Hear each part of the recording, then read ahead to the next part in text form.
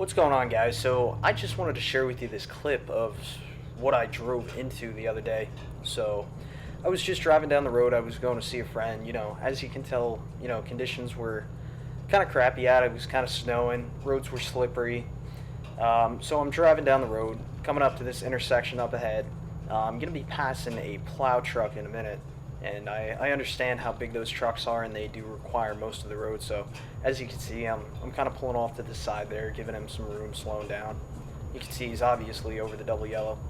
So going across this bridge here, I look ahead and I see cars stopped in the intersection. And then I figured at that point, all right, something's going on. And then as you can see straight ahead, there's actually a car flipped over on its side. Now, I am a firefighter and this is my jurisdiction. Even though we hadn't been dispatched to this incident yet, there was nobody else on scene. I'm an EMT as well, so I decided to activate my emergency lights, and the first thing I decided to do was to step out of the vehicle and go over and just check to see what was going on. I wanted to see if everyone was okay, if anybody was pinned, if there was any type of medical emergency going on, and thankfully there wasn't. I get asked sometimes if you should stop if you see an accident, and honestly, that really depends. Do you think you can be beneficial to the people involved in the accident, or do you think you're going to be in the way? If you think you're going to be in the way, then it's probably best just to move on. So I had a quick conversation with them, making sure that I didn't need to call in any of my equipment because, again, we hadn't been dispatched yet. So they were all right, thankfully. Person was trying to turn left at the intersection there, and the person behind him couldn't stop in time. And they ended up hitting the grass on the side there, and that actually flipped their car on its side, and they actually had to climb out through the trunk. So after figuring out they were okay, I figured I better protect the scene because they're kind of in an exposed section. People coming from behind, maybe they don't really know what's going on, they can't really see too well. So what I do, I go turn around in that side street right there, and what I do is I block the scene with my truck. And what this does is this pretty much creates a protective box. So if there are any cars that can't stop coming up behind me, then they're going to hit my truck and not the people which are outside their car just standing around. Really in a pretty bad spot right there. So yeah, so next thing you'll see in a minute or two here, I hop out of my truck. I forget if I go to talk to them or not again. But I do go in the back of my truck and I grab a couple flares. I start setting up some flares, trying to make the scene a bit safer because, again, this is in a pretty bad spot here. Yeah, as you can see, I've also parked some distance away from them. Another thing that I didn't do that I probably should have done is I probably should have turned my wheels away. That way, if I were to get hit from behind, my truck would kind of go in the direction of my wheels instead of straight forward, which they were straight.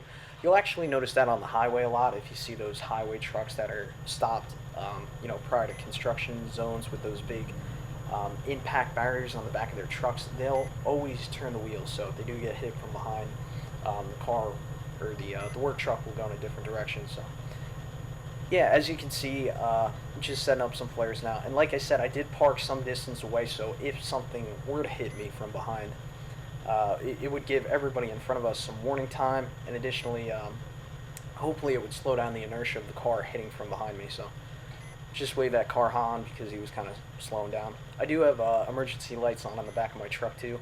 People seem to respect emergency lights a lot more than they would, say flashers.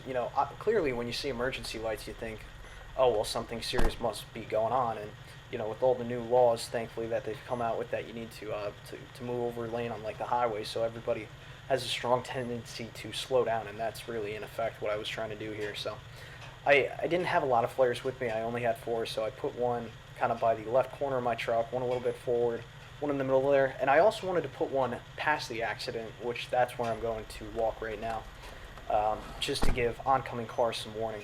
So that snowplow truck that actually passed me before, I suppose he called in on the radio to his supervisor, and then his supervisor decided to step in, and he decided to take the blocking spot, and he asked me to just move off the road because he didn't want my truck to get hit, which I agreed to. Thinking back on it now, it probably wouldn't have hurt to had 2 vehicles there kind of blocking, but I guess I'd rather his truck get hit as opposed to mine. So yeah, he stepped in. you know, just keeping the incident kind of safe, blocking the road.